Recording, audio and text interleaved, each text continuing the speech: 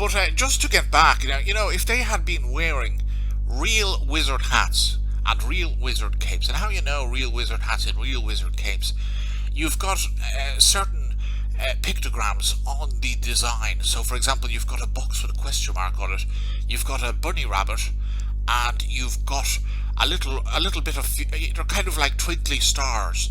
You've got a series of pictograms. Their pictograms were not accurate, which meant that they didn't have real wizard hats and real wizard capes. Now, members of Metroid, if they had been successful, and I don't mean putting a hex on me, because that would never have worked, because as I have said and will go on saying, I did not do anything wrong on them.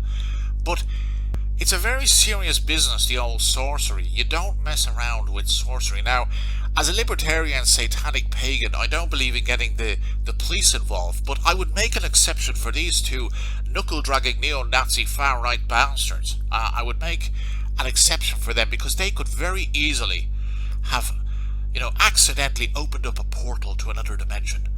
And we could have had, thousands and thousands, maybe perhaps even millions of giant cockroaches coming across through the portal into Dublin and taking over the city, taking over a series of buildings.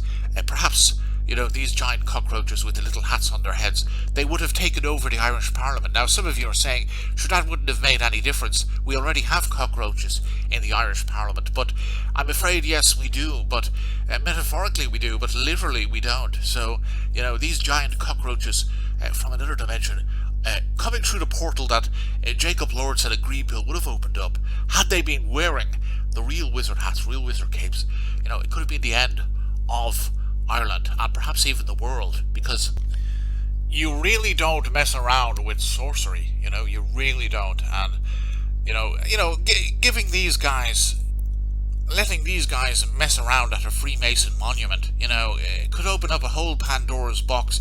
You might as well be handing a loaded Kalashnikov to a 2-year-old,